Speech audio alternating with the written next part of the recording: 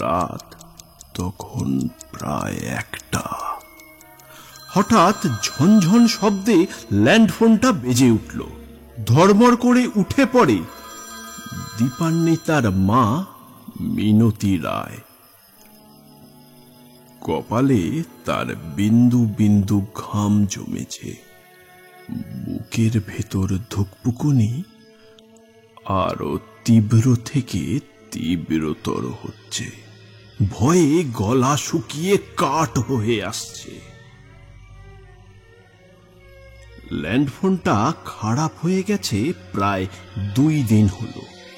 তাহলে বাজছে কি করে? মিনতি দেবীর মুখ ভয়ে ফ্যাকাশে হয়ে আসে। তবে কি অভয়ানন্দ বাবার কথাই ঠিক? এক অতৃপ্ত আত্মার বাস এই বাড়িতে?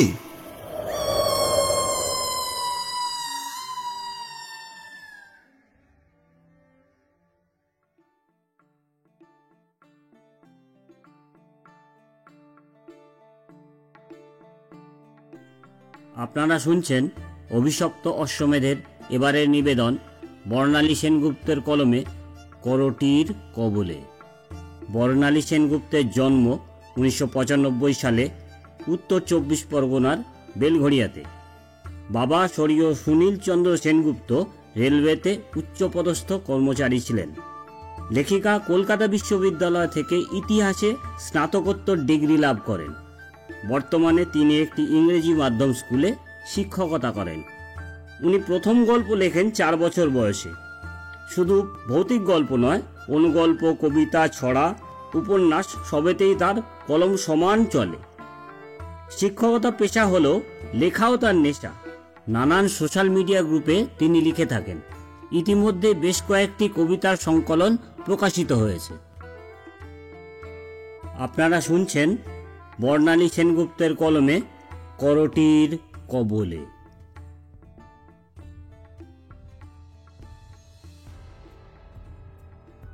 কয়েক মাস হলো এই বাড়িটা তৈরি করে বাস করছেন দীপান্বিতা আর তার বাবা মা।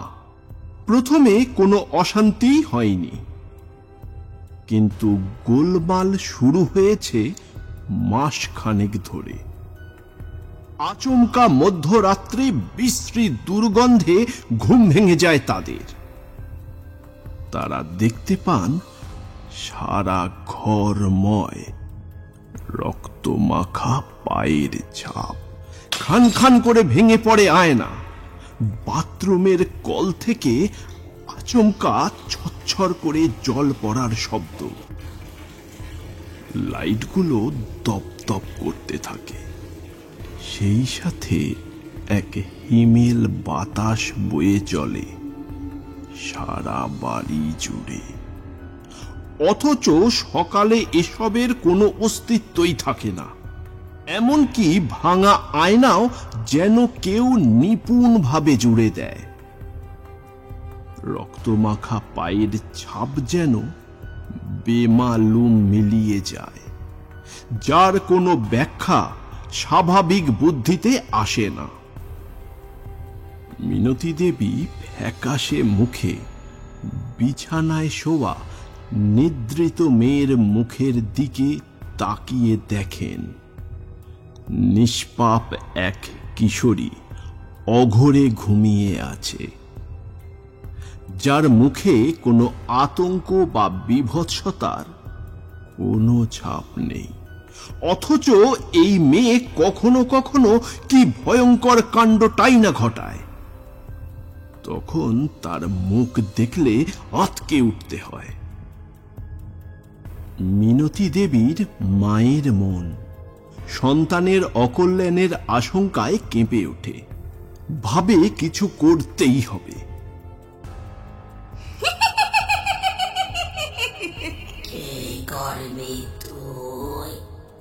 আমি তোদের সবাইকে শেষ করে দেব। কেউ বাঁচবি না আমার হাত থেকে। একটা কর্কশ আর ফ্যাকাশে নারী কণ্ঠে কে যেন বলে ওঠে, না না, এমন করো না, কে তুমি, কি চাও? মিনতি দেবী ভয়ার্ত স্বরে জানতে চান। কি চাই? হুঙ্কার দিয়ে সেই রহস্যময়ী কণ্ঠস্বর বলে, তোদের সব কটার রক্ত। বিকট হাসিতে গোটা ঘর কাঁপতে থাকে। দুটি পায়ে পড়ি, আমার মেয়ে আর আমার স্বামীকে তুমি মেরো না। মিনতি দেবী কাতর কণ্ঠে বলে ওঠেন, তুমিও তো কারো মেয়ে, বোঝো তো মার কাছে সন্তান কি হয়। দোহাই তোমার, আমার বাবলিকে রেহাই দাও।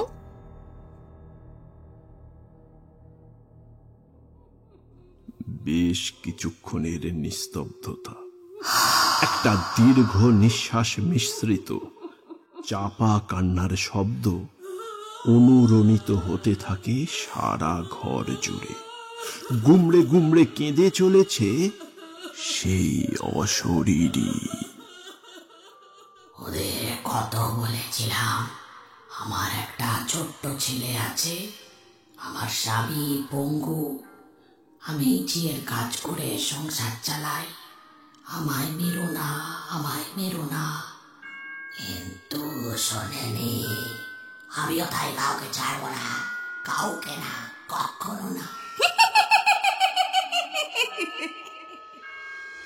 রক্তহীন হয়ে আসা পৈশাচিক অট্টহাসি প্রতিধ্বনিত হতে থাকে সারা বাড়ি জুড়ে।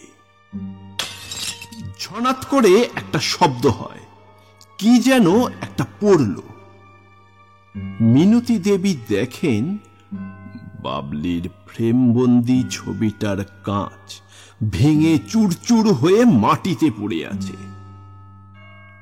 মিনতি দেবীর নিজেকে খুব অসহায় বোধ করতে থাকেন। এমন সময় পাশ ফিরে শোয় বাবলি। ওর মুখের দিকে তাকিয়ে চমকে ওঠেন তিনি। বাবলির ঠোঁটের পাশ থেকে তাজা লাল রক্ত বেরিয়ে আসছে। চোখ দুটো যেন জ্বলন্ত ভাটার ন্যায় জ্বলছে। ভয়ে মিনতি দেবী চিৎকার করে অজ্ঞান হয়ে খাট থেকে পড়ে যান।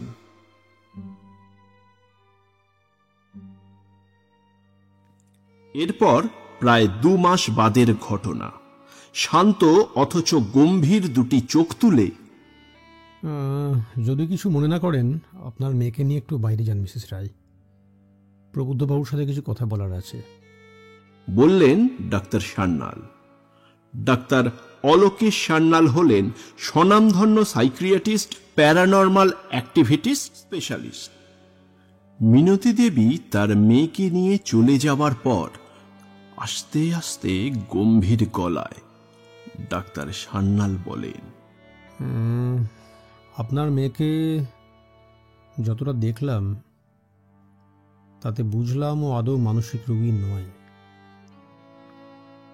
এমনকি আপনারা যা দেখছেন তার ব্যাখ্যাও কিন্তু মনোবিজ্ঞান দিতে অপারগ।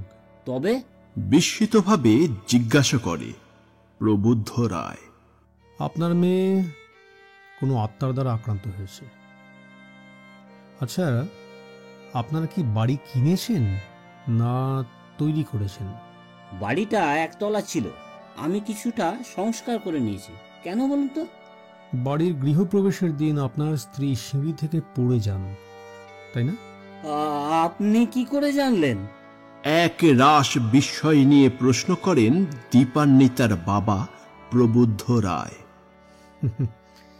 আমি এমন অনেক কিছুই জানি যা আপনিও জানেন না। আচ্ছা, আপনাদের স্নুবি বলে একটা ল্যাব্রাডর কুকুর ছিল না? তাকে আচমকা পাওয়া যাচ্ছে না, আজ 3 মাস হলো। কি ঠিক বলছি তো? বাবলির বাবাকে আরো হতভাগ করে ডাক্তারবাবু বলেন, আপনার মেয়ে রক্ত দেখলে ভয় পায়, মাছ মাংস কিচ্ছু খায় না, অথচ গত অমাবস্যার দিনে সে ফ্রিজে থাকা কাঁচা মাংস চিবিয়ে খেতে গিয়ে আপনার স্ত্রীর হাতে ধরা পড়ে। আপনার স্ত্রী বাধা দিলে সে আপনার স্ত্রীর গলা টিপে ধরে। ওনার গোয়ানিতে আপনার ঘুম ভেঙে যায়। আপনি তাড়াতাড়ি ছুটে এসে দেখেন মিনতি দেবী মুখ থেকে গ্যাঁচলা বের হচ্ছে, আর আপনার মেয়ে ভয়ানক আক্রোশে আপনার স্ত্রীর গলা টিপে ধরে আছে। ঠিক বলছি? আজও সেদিনের বিভীষিকা ভুলতে পারিনি জানেন ডাক্তারবাবু। যদি কামাখ্যা মায়ের মন্ত্রপুত খাড়া ধোয়া জল এনে বাবলির ওপরে না ছেড়াতাম, ওর মা আর বাঁচত না। করুণ কণ্ঠে বলেন প্রবুদ্ধ রায়। শ্মশানচারিণী দেবী কালীর অনেক শক্তি, তাঁর দয়াই আপনাদের আজও প্রাণে বাঁচিয়ে রেখেছে, বললেন ডাক্তার সান্যাল তার অবিচল কণ্ঠে। তাহলে কি হবে? মেয়েটা কি এভাবেই শেষ হয়ে যাবে? ডাক্তারবাবু, আপনার দুটো পায়ে পড়ি, আমার মেয়েটাকে বাঁচান। ডাক্তার সান্যালের দুটি হাত ধরে প্রায় কেঁদেই ফেললেন দীপান্বিতার বাবা। ডাক্তার সান্যাল বলেন, আপনি শান্ত হন, একটা উপায় তো বের করতে হবেই। আজ আপনারা বাড়ি যান, বগলামুখী তাবিজটি আপনার স্ত্রীকে শুদ্ধ করে সর্বদা পড়ে থাকতে বলবেন। সেদিন এই তাবিজটাই আপনার স্ত্রীকে প্রাণে বাঁচিয়ে দিয়েছে আপনার অনুপস্থিতিতে। হতবাক হতে গিয়ে সামলে নেন প্রবুদ্ধ বাবু। অলোকেশ বলেন, আমি দেখি কি করতে পারি, তবে আপনার মেয়েকে সুস্থ করে তোলার সব চেষ্টা করব, কথা দিচ্ছি মিস্টার রায়। অনেক ধন্যবাদ ডাক্তারবাবু। হাত জোর করে বলেন বাবলির বাবা। হ্যালো, কৌস্তব বলছিস? আপনি কে বলছেন? ফোনের ওপার থেকে ভেসে আসে এক নারী কণ্ঠ। আমি ডক্টর অলোকেশ সান্যাল বলছি। রিন্টু আছে? বলুন, বাবলু ফোন করেছে। কিছুক্ষণ বাদে একটি কণ্ঠ বলে, হ্যাঁ রে বল বাবলু, কি খবর এতদিন বাদে? আনন্দ উপচে পড়ে ওপার প্রান্তের মানুষটির গলায়। হ্যাঁ কৌস্তব, একটা দরকার আছে রে। আরে একটা মেয়ের জীবন বিপন্ন, তুই একটু হেল্প কর না রে। অনুনয় মাখানো স্বরে বলেন ডাক্তার সান্যাল। আরে আগে তো বল সবকিছু, তবে না বলবো পারবো কিনা। তবে শোন। অলোকেশ বলতে থাকেন দীপান্বিতার কেস হিস্ট্রি। সব কিছু মন দিয়ে শুনে গম্ভীর গলায় কৌস্তব বলেন, এই সমস্যার সমাধান খুব কঠিন। কোন সিদ্ধযোগী বা তন্ত্র সাধনায় যারা পিশাচ বশীকরণ সিদ্ধ, তারাই পারে এই ভয়ানক আত্মাটিকে বশীভূত করতে। তুই আজ বিকেলে একবার আসতে পারবি আমার বাড়ি? কটার সময়? এই 5টা নাগাদ ধর। ওকে, আমি আসবো।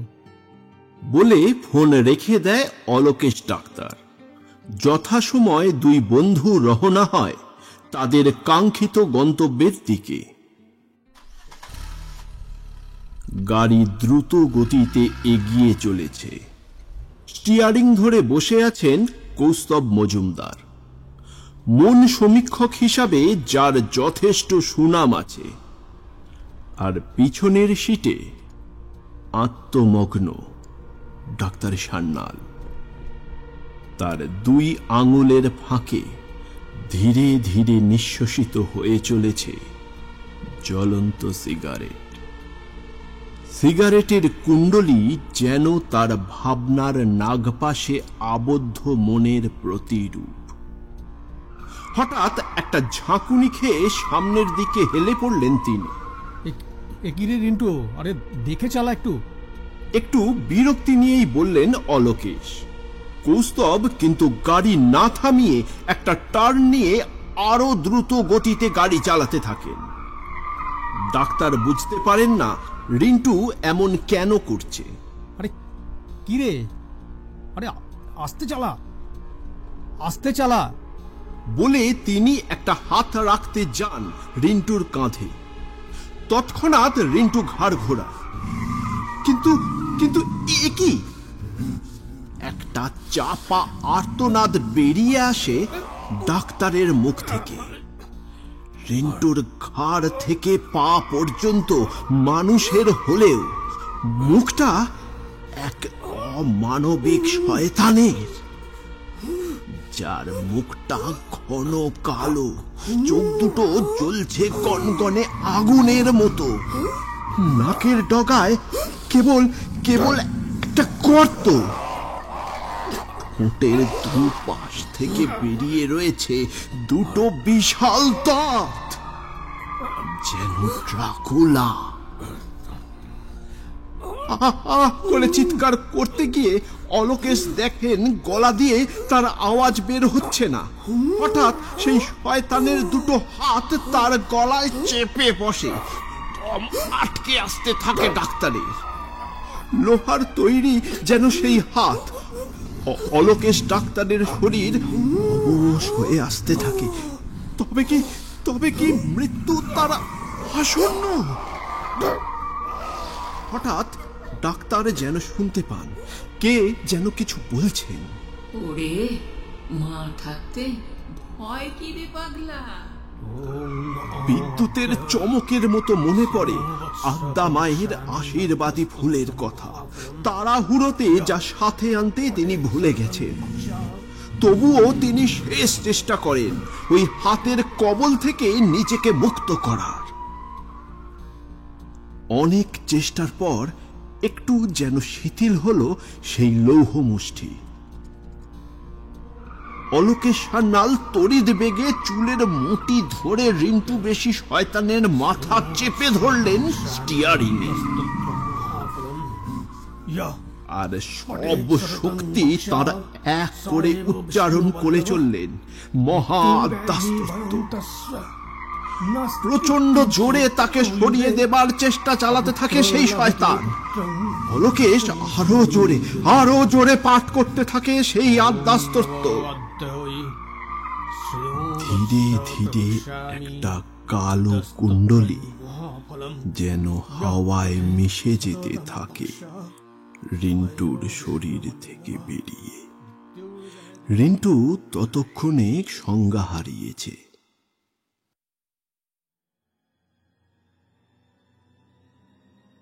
এরপর প্রায় 2 মাস বাদে একদিন একটা ফোন আসে বাবলির বাবার কাছে ডাক্তার সান্যালের চেম্বার থেকে। কথা শেষ হবার পর ওর বাবা বাবলির মাকে ডেকে বলেন, 5 তারিখ মানে আগামী শনিবার সন্ধ্যেতে ডাক্তারবাবু আমাদের বাড়িতে আসবেন। আমাদের কয়েকটা জিনিসের আয়োজন করে রাখতে হবে। সব থেকে বড় কথা, বাবলি যেন কিছু টের না পায়। মিনতি দেবী চিন্তিত মুখে স্বামীর দিকে একবার তাকান। তার চোখে ফুটে উঠেছে এক রাশ ভয় আর হতাশা। কারণ অমাবস্যা মানেই সন্ধ্যের পর বাবলির সেই অস্বাভাবিক আচরণ আবার শুরু হবে। আর কোনো না কোনো অঘটন না ঘটিয়ে ওই অতৃপ্ত আত্মা কাউকে রেহাই দেয় না সেদিন। কি ভাবছো তুমি? এত চিন্তা করো না, দেখো সব ঠিক হয়ে যাবে।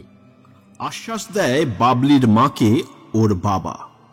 ওর মা নীরবে চোখের জল মুছে একটু ম্লান হাসি হাসার চেষ্টা করেন। তারপর কিছু না বলে চলে যান নিজের কাজে।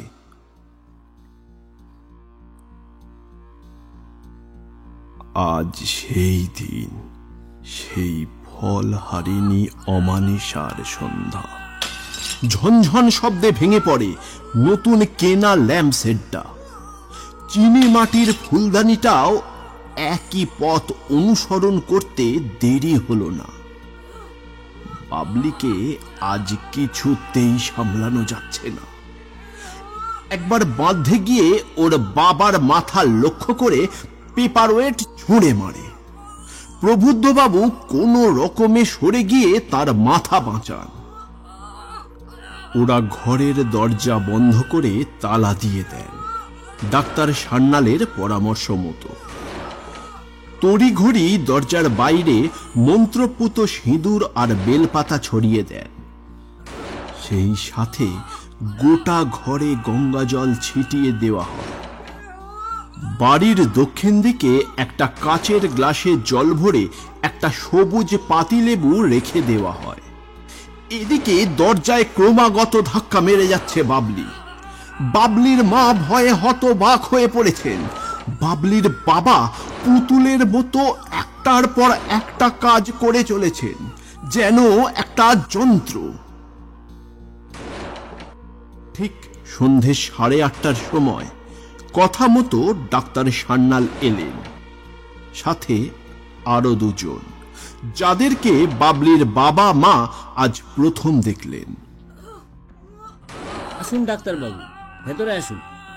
ডাক্তারবাবু ও তার সাথে বাকিরা বাড়ির ভেতরে প্রবেশ করলেন। মিস্টার রায়, মিসেস রায়, আমাদের কাজ শুরু করার আগে এদের সাথে পরিচয় করিয়ে দিই। ইনি হলেন স্বামী অগমানন্দজি। ইনি একজন প্রেতসিদ্ধ। উনি হাত তুলে সবাইকে আশীর্বাদ দিলেন, সকলের নমস্কারের প্রত্যুত্তরে। অন্যজন বয়সে নবীন, দীর্ঘদেহী, অত্যন্ত সৌম্যকান্তি চেহারা, ভৈরব মহারাজ। পরিচয় পর্বে করজোড়ে নমস্কার জানালেন। উনি নৃসিংহদেবের বিশেষ কৃপাপ্রাপ্ত সাধক। এবার আমাদের ঈশান পূর্ব কোণে যেতে হবে। গম্ভীর কণ্ঠে বলেন অগমানন্দজি। সবাই তাকে অনুসরণ করতে গেলে তিনি বলেন, কেবল আমি, ভৈরব আর ডাক্তার যাবে। আপনারা এই কাগজে লেখা মন্ত্র জপ করতে থাকুন। বাবলির বাবা ও মা সম্মতি জানিয়ে মাথা নাড়েন। কোনো অবস্থাতেই যেন এই মন্ত্র পাঠ বন্ধ না হয়। এই সময়ে অনেক অস্বাভাবিক কিছু ঘটবে, তবুও আপনারা মন্ত্র পাঠ বন্ধ করবেন না, এটা আমার আদেশ। বলে তিনজন চলে যান নির্দিষ্ট স্থানে এবং ওই ঘরের দরজা বন্ধ করে দেন। বাবলির বাবা মা বাবলির দরজার দিকে পিঠ করে কাগজে লেখা মন্ত্র পাঠ করতে থাকেন। মন্ত্র উচ্চারণের সাথে সাথে বাবলির দরজায় আওয়াজ বন্ধ হয়ে যায়। বাবলির বাবা মা অবাক হলেও মন্ত্র উচ্চারণ করেই যেতে থাকেন। বাবলির মা হঠাৎ শুনতে পান ঝনঝন করে কি যেন ভেঙে পড়ল। আশঙ্কা নিয়ে তারা দুজনের দিকে তাকাতেই দরজা খুলে বেরিয়ে আসেন অগমানন্দজি মহারাজ। হাতে কমণ্ডলু ও রক্তমাখা একটি ত্রিশূল। চোখ মুখ তার এক অস্বাভাবিক তেজে জ্বলজ্বল করছে। তিনি সোজা বাবলির দরজার সামনে এসে দাঁড়ান। বাবলির বাবা মা তখন নির্বাক দুটি পুতুল। চাবি তুলে দেন বাবলির বাবা সাধু বাবার হাতে। তিনি দরজা খুলতে গিয়ে একটু থমকে যান। কি দেখে যেন তার ভ্রুজোড়া কুঁচকে যায়। তিনি ভৈরব বাবাজিকে জলে ডোবানো লেবু বের করার নির্দেশ দেন। দেখা যায় সবুজ লেবু সম্পূর্ণ লাল রং নিয়েছে। কে যেন সিঁদুর মাখিয়ে দিয়েছে ওটাতে। ভৈরব মহারাজ লেবুটা একটু চাপ দিতেই তা থেকে টপ টপ করে রক্ত বেরোতে থাকে। অগমানন্দজি তা দেখে দ্রুত দরজা খোলেন। সারা ঘর লণ্ডভণ্ড, কিন্তু বাবলির চিহ্ন মাত্র নেই। যেন বাতাসে উবে গেছে জলজ্যান্ত মেয়েটা। বাবলির মা কেঁদে উঠতে গেলে বাবলির বাবা ওর মাকে সরিয়ে নেন ওখান থেকে অগমানন্দজির চোখের ইশারায়। তারা দেখেন ঘরের পূর্ব দিকের একটি জানলার শুধু ফ্রেম অবশিষ্ট। আর কিছু বুঝতে বাকি থাকে না ওদের। ভবানী মহারাজ ও অগমানন্দ সাধু বাবা তৎক্ষণাৎ যজ্ঞের বিভূতি টিকা সবার কপালে লাগিয়ে দেন। সকলকে ওনাকে অনুসরণ করতে বলে বেরিয়ে যান। বাবলির বাবা মা ওনাদের সঙ্গী হন। সবার আগে ভৈরবজি ও অগমানন্দ সাধু বাবা, আর বাকিরা তাদের পিছন পিছন। ওনারা দুজনেই শ্মশানকালী ও নৃসিংহ স্তুতি করতে করতে এগিয়ে চলেছেন। অন্ধকার রাস্তা, তার উপর অমানিসার কারণে আকাশ নিষ্প্রদীপ। বারবার হোঁচট খাচ্ছেন বাবলির বাবা মা। কোন রকমে তারা একটা পুকুরের পাশে আসতেই সকলে এক বিকট পচা মাছ মাংসের আঁশটে গন্ধ পেলেন, যা বমি হবার উদ্রেক ঘটায়। এতটাই তীব্র সেই আঁশটে গন্ধ। সাধু বাবা হাত দেখিয়ে সবাইকে থামতে বলেন। তিনি তার ঝুলি থেকে এক মুঠো ছাই ছুঁড়ে দিলেন সেই পুকুরের ঠিক মাঝখানে। পুকুরের মাঝখানে কোথা থেকে আগুন দাউ দাউ করে জ্বলে উঠল, আর তাতেই দেখা গেল ওনাদের দিকে পিঠ করে একটা নারী মূর্তি জলের নিচে মাথা ডুবিয়ে তার পা উপরে করে পুকুরে ভাসছে। তার পরনে সাদা লাল পাড় একটি শাড়ি। অগমানন্দজি ওই মূর্তিটিকে লক্ষ্য করে একটি জবার মালা ছুঁড়ে দিতেই জলে প্রচন্ড ঘূর্ণির সৃষ্টি হয়। কিছুক্ষণ পরে শোনা যায় এক বিদ্রুপাত্মক হাসি।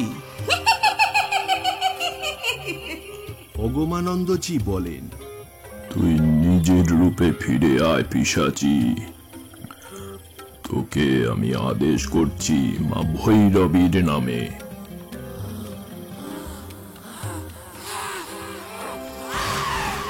সেই প্রেত রমণীর পৈশাচিক উল্লাসে আকাশ বাতাস থরহরি কম্পমান। অগমানন্দজির আদেশে ভৈরব বাবা তখন পিশাচ বশীকরণ মন্ত্র পাঠ শুরু করলেন, আর সঙ্গে সঙ্গে সেই উল্টো নারী মূর্তি সোজা হয়ে সামনের দিকে মাথা ঘোরায়। সেই সময় বাজ পড়ল কড়কড় শব্দে। তাতে স্পষ্ট দেখা গেল দেহ সম্পূর্ণ মানুষের হলেও ঘাড়ের ওপর একটা করটি বসানো সেই মূর্তি। মাগো, আমার খুব কষ্ট হচ্ছে মা, তুমি ওদের বারণ করো না মা। স্পষ্ট বাবলির গলা। বাবলির মা ছলছল চোখে সাধু বাবার দিকে তাকালেন। উনি দৃষ্টিপাতও করলেন না। ভৈরব মহারাজ চাপা গলায় বললেন, সবই পিশাচিনীর মায়া। বিচলিত হবেন না মা, শান্ত হন। বাবলির বাবা তার স্ত্রীর হাতটা শক্ত করে ধরলেন। ডাক্তার সান্যাল বাবলির বাবার কাঁধে আশ্বাসের হাত রাখলেন। আমি পিশাচ সিদ্ধ অগমানন্দ বাবা তোকে আদেশ করছি, তুই এই নির্দোষ মেয়েটাকে ছেড়ে চলে যা। ওর কোন রকম ক্ষতি আর করবি না তুই।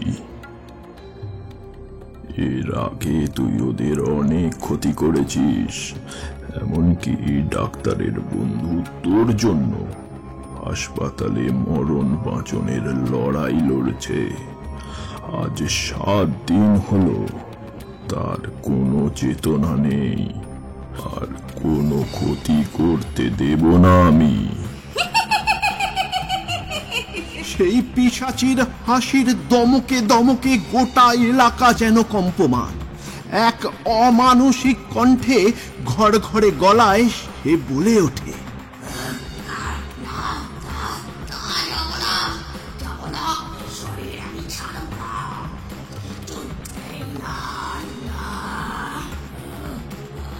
তুই কি চাস? কেন করছিস এমন? আদেশের সুরে জানতে চান অগমানন্দজি মহারাজ। কিছুক্ষণের নীরবতা, তারপর একটা ফোঁপানির শব্দ।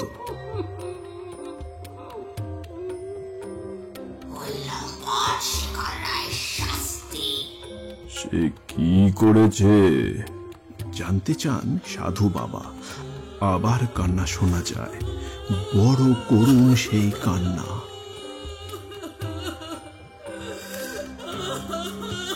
ধীরে ধীরে সেই অমানুষী কণ্ঠ বলে ওঠে,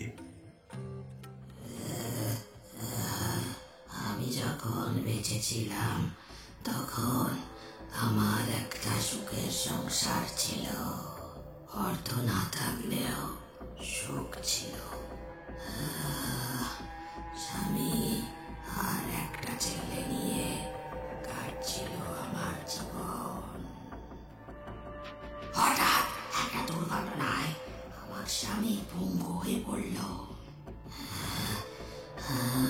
অভাবের তাড়নায় লোকের বাড়িতে ঝিয়ের কাজ করলাম।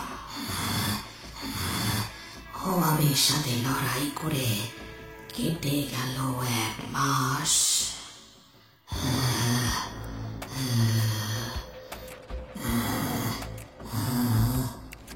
একদিন আমাদের বস্তির মালতী খোঁজ দিল যে রায় মাসিমাকে দেখাশোনার লোক লাগবে।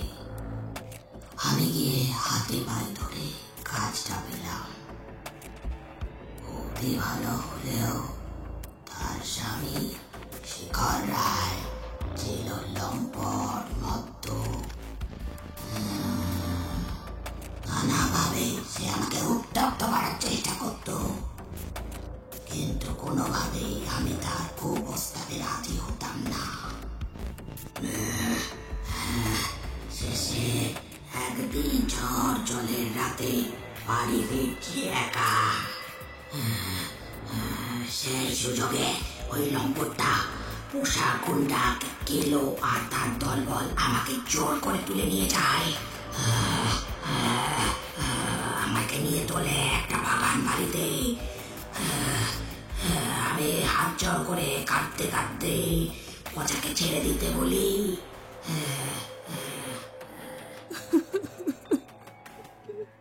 স্বামী আর ছেলের কথা ভেবে যে দয়া করে ছেড়ে দাও, দয়া করো আমাকে, ছেড়ে দাও আমায়, আমায় ছেড়ে দাও, দয়া করো। পচাও তার দলবল খ্যাক খ্যাক করে হাসতে থাকে। কুৎসিত গালিগালাজ করে আমার মুখ পেতে চলে যায়। কিছু পরে আসে শেখর রায়। সেই মানুষটা আমার উপর ঝাঁপিয়ে পড়ে। চলে অমানুষিক অত্যাচার।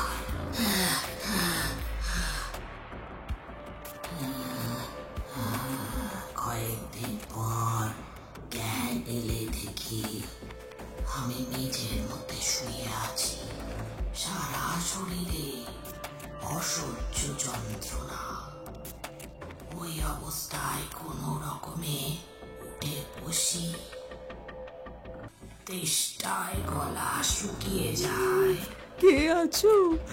কে আছো? একটু জল দাও, আমায় একটু জল দাও। কেউ আসে না। ডাকতে ডাকতে হতাশ হয়ে পড়ি। কান্নার শক্তিটুকু শেষ। হঠাৎ তালা খোলার আওয়াজ আসে। এখন রাত না দিন কে জানে। গোটা ঘরটা অন্ধকার।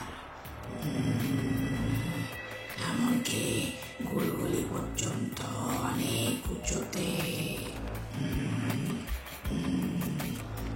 বাঁচবার চেষ্টা করতে আবার অসহ্য যন্ত্রণা বোধ হয় পা দুটোতে। অন্ধকারে কেমন ভেজা ভেজা লাগে আমার পরনের সায়াটা।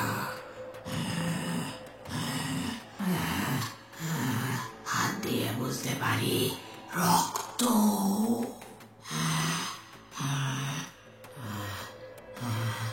একটা লোক ততক্ষণে ঘরে এসে ঢুকেছে। আবার দরজা বন্ধ করতেই ঘুটঘুটে অন্ধকার।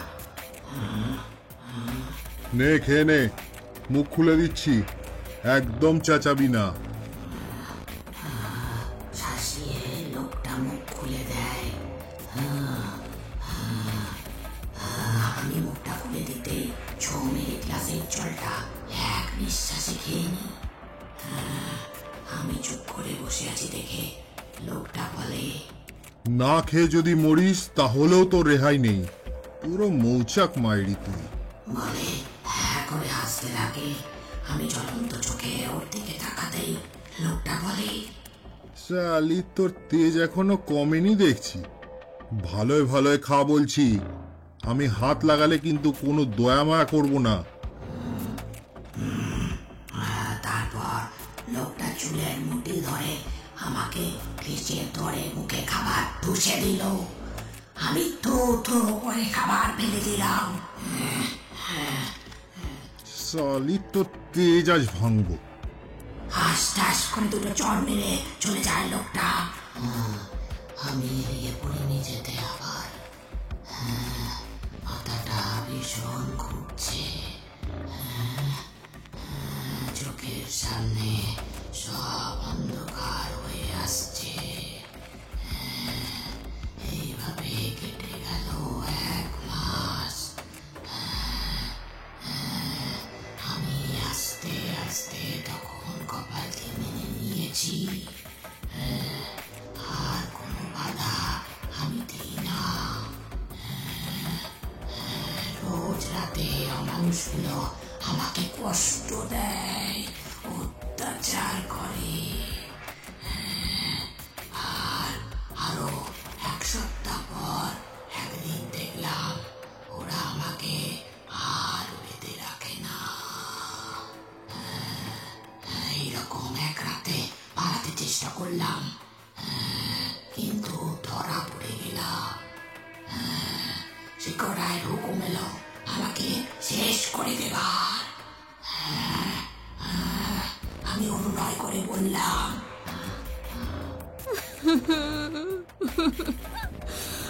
দয়া করো, আমার ছেলেটার মুখ চেয়ে আমাকে মেরো না, মেরো না আমাকে, আমাকে যেতে দাও। আমি কাউকে কিছু বলবো না, তোমরা শুধু আমাকে যেতে দাও। আমার পঙ্গু স্বামী না জানি বেঁচে আছে কিনা, দয়া করো আমায় ছেড়ে দাও।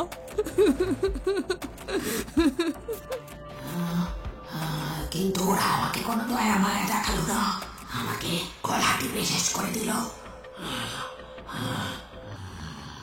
শালির বডিটা পুঁতে ফেল কোথাও, আর মাথাটা কোন দূরেই পুঁতে দিবি, যাতে লাশ পেলেও শনাক্ত করতে না পারে। তারপর ওরা সেই মতন আমার মাথাটা পুঁতে দিল একটা মাটি। তারপর থেকে আমার আত্মা ঘুরে ঘুরে খেতে মরছে। আমি সব কটা জানোয়ারকে শেষ করতে পারলেও ওই শয়তানটাকে আমি শাস্তি দিতে পারিনি। তাই আমিও শান্তি পাচ্ছি না।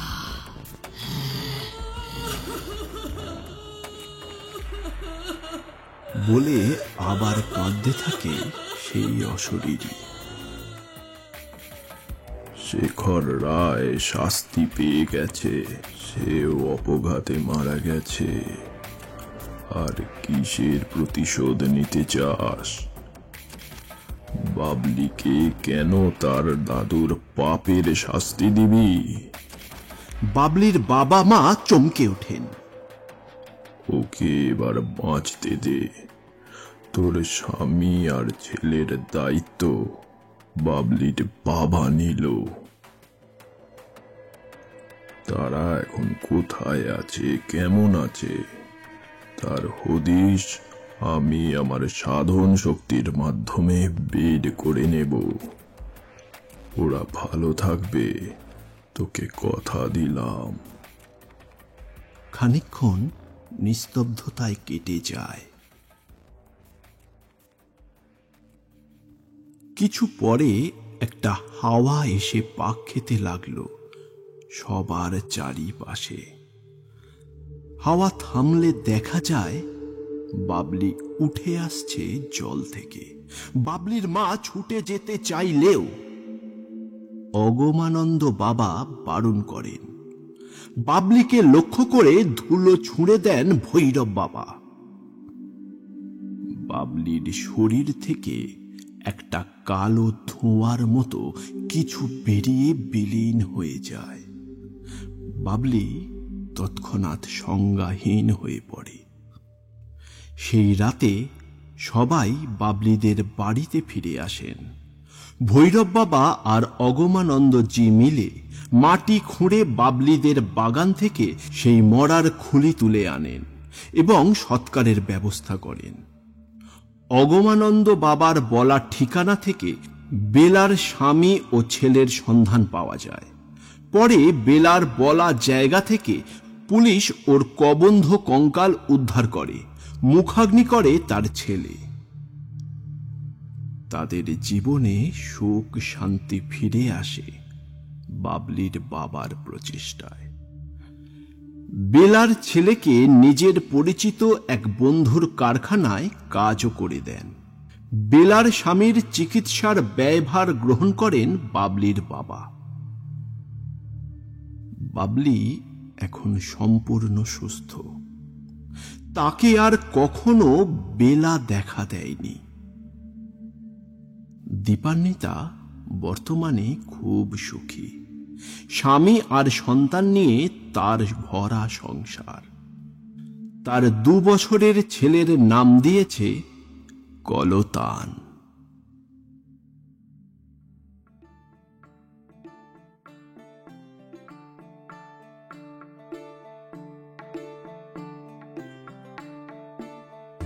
আমাদের গল্প ও পরিবেশনা যদি আপনাদের ভালো লেগে থাকে, অভিশপ্ত অশ্বমেধ এই চ্যানেলটিকে সাবস্ক্রাইব করে আমাদের পাশে থাকুন।